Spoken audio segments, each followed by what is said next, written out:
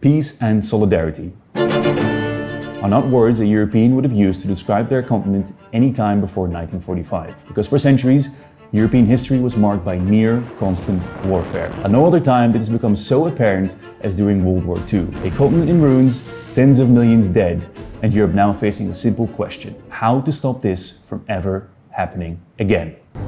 The answer didn't start with an army, it started with a speech delivered right on this very day, 9 May, 76 years ago. A speech that kicked off the plan to bind Europe so tightly together that war would become practically impossible. This moment we now celebrate as Europe Day.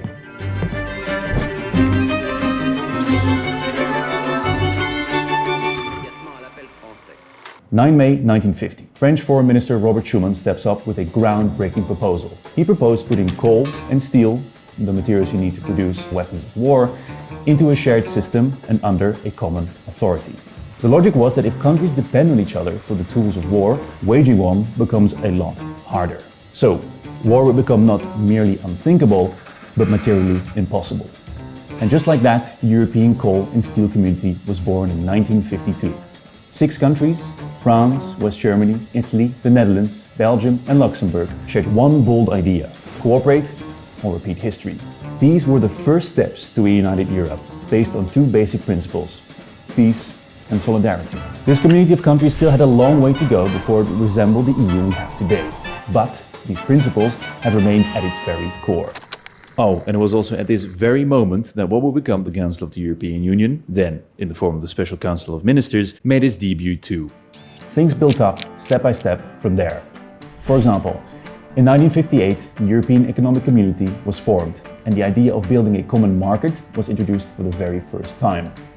In 1985, the signing of the Schengen Agreement started the process of removing the EU's internal borders.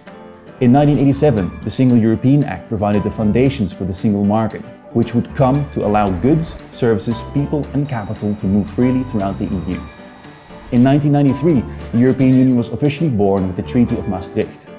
And in 2002, the perhaps most tangible object representing European integration came into use in 12 countries. I'm talking, of course, about the euro. EU benefits haven't stayed within its original borders. Each enlargement has reshaped the Union and boosted new members. It's consistently promoted peace, prosperity and higher living standards. In 2004 alone, 10 new countries added 74 million consumers to the single market, helping businesses grow. For those countries, the impact was huge. Faster economic growth and, in many cases, more than doubling GDP per capita, narrowing the gap with the rest of Europe. Bringing us to where we are today. 27 countries, one union, still built on the same 2 ideas: peace and solidarity. Now, throughout this video you've heard me mention a lot of different treaties, policies, achievements, peace and solidarity and so on. I can already hear you thinking, what's in it for me? And I think that's a fair question. All of these historic events might feel like part of a distant past, but as we look deeper, the benefits of this union, the European Union, are very much alive today, even if you don't notice it. Let's start with something simple. Let's say travel. Thanks to Schengen, we now live in the largest free travel area in the world, meaning no checks at the EU's internal borders, making it possible to simply drive from Portugal all the way to Estonia. Or for those of you that prefer flying across an entire continent, no visas or long queues for passport checks at the airport. Now, imagine Europe without that. Every border is stop. That's the difference. Oh, and if that sounds interesting to you, make sure to check out our video on Schengen in the top right of your screen. Then there's the single market, which entered into force in 1993 and introduced those oh so famous 4 freedoms: free movement of goods, services, people and capital. I know it sounds technical, but it's actually very concrete. It means that across the EU, companies can sell more easily and you can move to another country to work or study. So, when something is cheaper, easier to find or delivered faster, there's a good chance the single market is behind it. And then the euro. For millions of Europeans, the euro means no change in currency, no hidden fees when traveling, and easier trading and smoother business transactions. It's one of the most visible symbols of European integration. You literally carry Europe in your pocket. Some other changes that shape your daily life are easy to take for granted, like roaming. As of 2017, you can use your phone abroad in the EU without paying extra. No more turning off data, No more panic when you check the map on your phone. Just use your phone exactly as you would in your country. Or take consumer protection.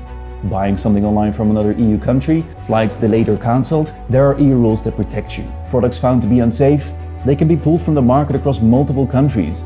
These things might not make the big headlines, but they shape your daily life.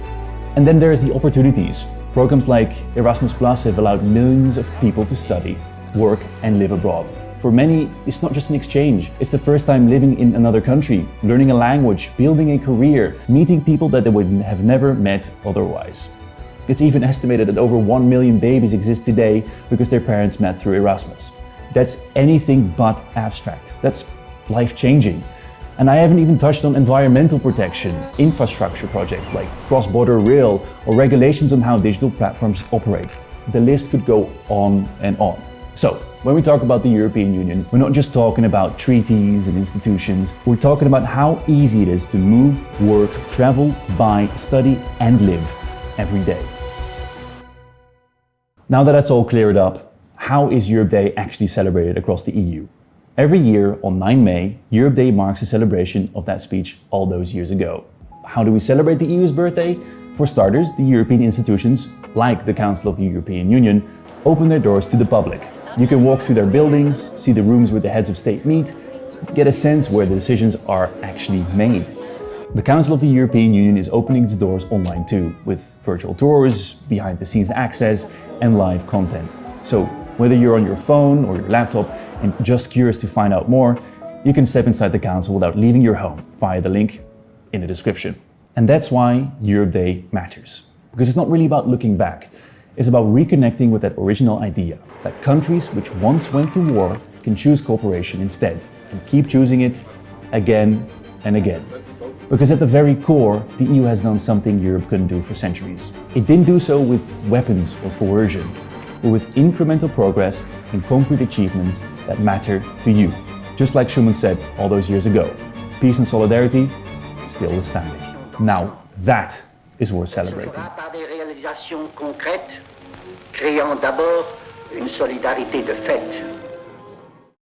If you want to dive deeper into how the EU works, like how the single market saves you money, or what the EU does to protect you on the internet, check out the other videos on this channel.